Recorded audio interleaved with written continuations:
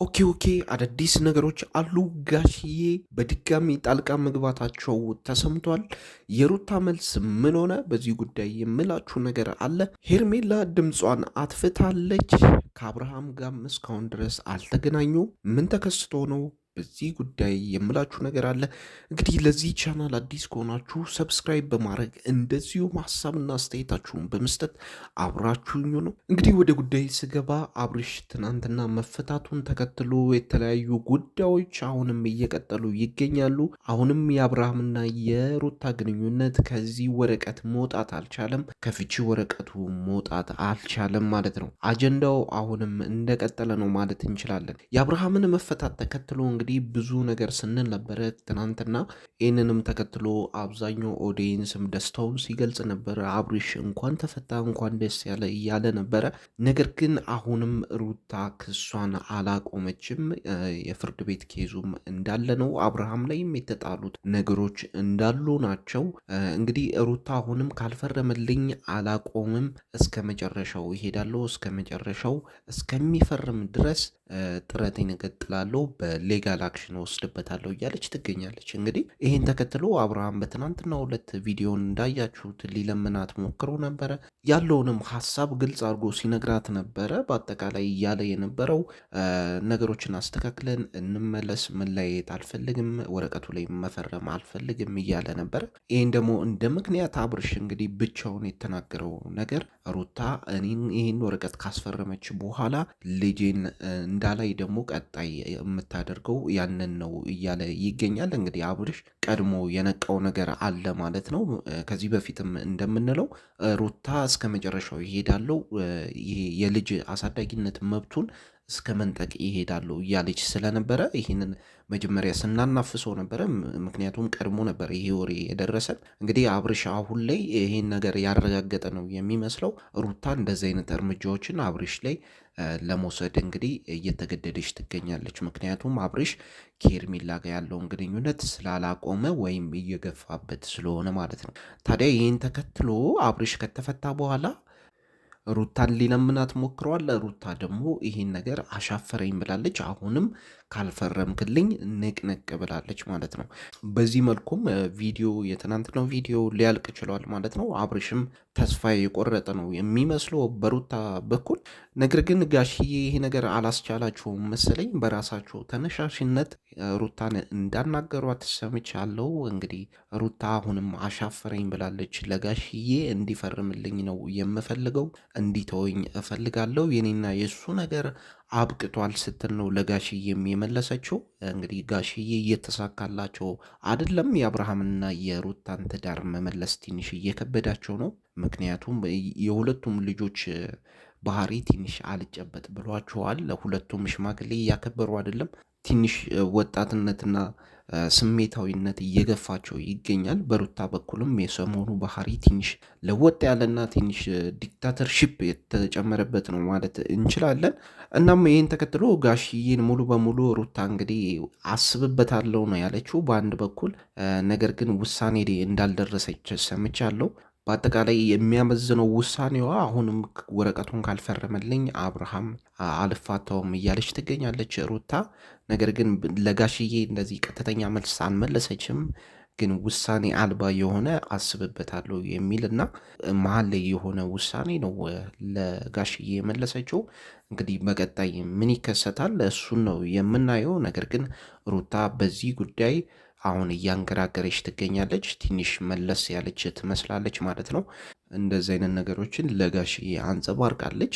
ነገር ግን በሩታ ዙሪያ ያሉ ሰዎች እንደሚናገሩት ሩታ በጣም እየዛተች ትገኛለች።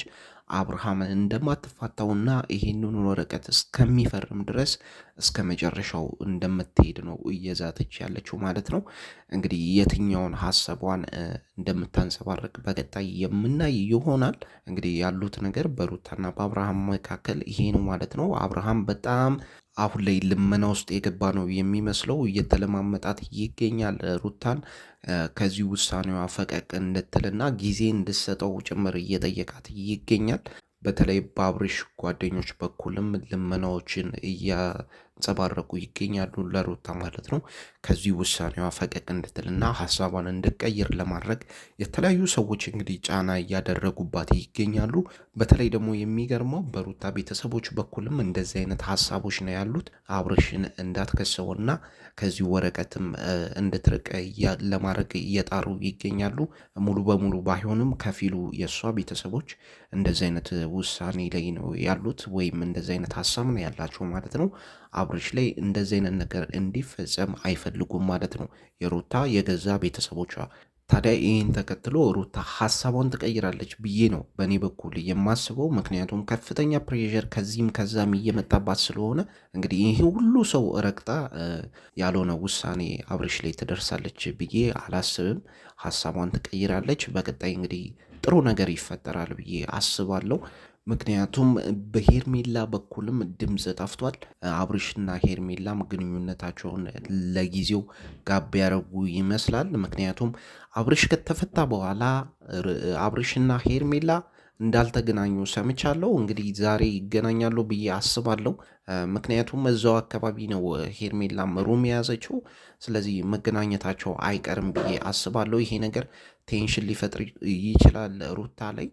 ነገር ግን አብርሽና ሄርሜላ ትንሽ አሁን ላይ የመራራቅ ሀሳብ ያመጣሉ ብዬ አስባለሁ። ወይም ሄርሜላ ልራቅ ትላለች ወይ አብርሽ ልራቅ የሚል ይመስለኛል። ምክንያቱም ትንሽ የደነገጡ ይመስለኛል በሩታ አክሽን ወይም በሩታ እርምጃ። አሁን ላይ ሄርሜላም የደነገጠች ትመስለኛለች፣ አብርሃምም እንደዛው የደነገጠ ይመስለኛል። ትንሽ ሀሳብ የገባቸው ነው የሚመስሉት ማለት ነው። ስለዚህ ይህን ተከትሎ ትንሽ የሚራራቁ ይመስለኛል። ነገር ግን አብርሃም ከተፈታ በኋላ እንዳልተገናኙና እንዳልተደዋወሉም ጭምር ሰምቻለሁ። እንግዲህ በድብቅ ካልተገናኙ ማለት ነው። ይሄ ነገር ነው ያለው። በግልጽ ግን አልተገናኙም አብርሃምና ሄርሜላ። ሄርሜላም ድምጿን አጥፍታለች፣ ቪዲዮ ላይም አልወጣችም። እንግዲህ ይሄ ሁሉ የሚያሳየው ሄርሜላ ትንሽ ደንገጥ ያለች ነው የሚመስለው። አሁን እንግዲህ በግልጽ ተነጋግረው ነገሩን ለመራራቅ ይሞክራሉ ብዬ አስባለሁ ለጊዜውም ቢሆን። አለበለዚያ ግን በሩታና በአብርሃም መካከል ያለው ቴንሽን ይጨምራል። አብርሃም ከሄርሜላ ጋር ያለውን ግንኙነት የሚያጠናክር ከሆነና በተለይ በዚህ ኬዝ በተያዘበት ሰዓት ላይ እንደዚህ አይነት ነገር ውስጥ የሚገባ ከሆነ ደፍሮም እንደዚህ አይነት ነገሮችን የሚቀጥል ከሆነ በጣም አደገኛ ነው የሚሆነው። ሩታ እንግዲህ እስከ ወንጀል ክስ ድረስ ነገሩ ላይ ቤንዚን እንደ ማርከፍከፍ ነው የሚሆነውና እነዚህ ነገሮች እየተባባሱ ሊሄዱ ይችላሉ። አብርሃም እንግዲህ ቀድሞ መወሰን አለበት። ለጊዜውም ቢሆን ከሄርሜላ ቢርቅ ነው የሚሻለው። ሩታ ሀሳቧን እስከምቀይርና የሩታ ንዴቶች እስከሚበርዱ ድረስ እንደዚህ አይነት አክሽኖችን ቢወስድ ይሻላል ብዬ ሰጀስት አደርጋለሁ። እስቲ ያላችሁን ሀሳብና አስተያየት ግለጹልኝ። ምን ይሰማችኋል በዚህ ዙሪያ? ሩታስ መግፋትን ያለባት ወይስ ትንሽ ረጋ ማለት አለባት ማሰብ አለባት ብላችሁ ታስባላችሁ? ወይስ በዚሁ ገፍታበት ያለውን ነገር መቋጨት አለባት ብላችሁ ታስባላችሁ? ወይ ነገሮችስ እንደዚህ ጥሩ ፍጻሜ ይኖራችኋል ብላችሁ ታስባላችሁ ወይ? እስቲ ያላችሁን ሀሳብና አስተያየት ግለጹልኝ። ያለው ነገር ግን ይሄ ነው። አሁን ላይ ሩታን በመለመን ላይ ይገኛሉ። ጋሽዬ ሳይቀር ጣልቃ እየገቡ ይገኛሉ። አብርሃም እንግዲህ ተስፋ ቆርጦ ቁጭ ብሏል ማለት ይቻላል። በሄርሜላና በአብርሃም በኩልም ያለው ግንኙነት አሁን ላይ የተቀዘቀዘ ይመስላል። እንግዲህ የሚሆነውን እናያለን።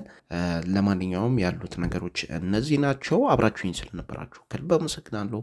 የአገሬ ልጆች ሰላም ሁኑልኝ።